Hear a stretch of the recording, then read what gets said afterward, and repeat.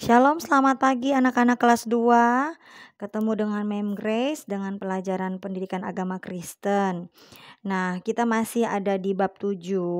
Materi kita dengan judul materi tanggung jawab iman kepada Tuhan. Nah, kita mau lihat nih pengertian tanggung jawab iman kepada Tuhan. Namun sebelumnya kita mau lihat dulu pengertian tanggung jawab itu apa sih sebenarnya.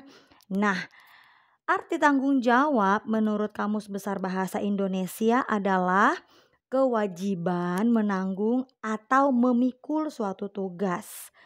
Kewajiban menanggung atau memikul suatu tugas. Jadi, setiap manusia memiliki kewajiban, sesuatu yang harus dilakukan yang disebut dengan tanggung jawab. Nah, bagaimana dengan tanggung jawab iman? Tanggung jawab iman kepada Tuhan artinya adalah tugas atau kewajiban yang harus kita kerjakan di hadapan Tuhan sebagai pencipta manusia. Kita adalah manusia ciptaan Tuhan.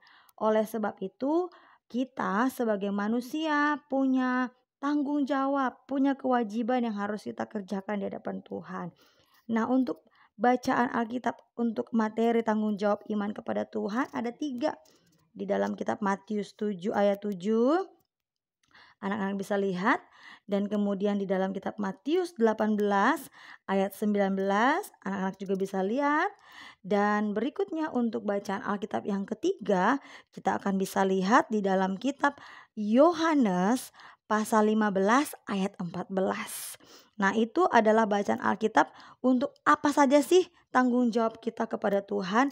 Nanti kita akan lihat satu-satu. Ya, tanggung jawab iman kita kepada Tuhan yang pertama adalah kita wajib untuk selalu berdoa kepada Tuhan.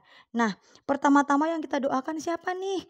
Kita harus mendoakan orang tua karena mereka tanpa lelah merawat, membesarkan dan mendidik kita mulai dari bayi sampai sekarang ini. Ya, dan juga selain orang tua yang sudah menemani kita dan mendidik kita, merawat kita, kita juga harus mendoakan orang-orang di sekitar kita. Seperti keluarga, saudara, guru, teman, sama seperti yang sudah dinasihatkan Paulus kepada Timotius. Yang kedua, kita wajib untuk bersekutu. Kita harus bersekutu dengan keluarga. Bersekutu apa sih, Mem? Bersekutu itu beribadah kepada Tuhan, ya. Yang ketiga, kita harus melakukan firman Allah. Nah, Mem, melakukan firman Allah itu seperti apa? Melakukan firman Allah itu adalah kita membaca kitab suci, kita berdoa supaya kita boleh menjadi pelaku-pelaku firman Tuhan. Nah, anak-anak, itulah tanggung jawab iman kita kepada Tuhan.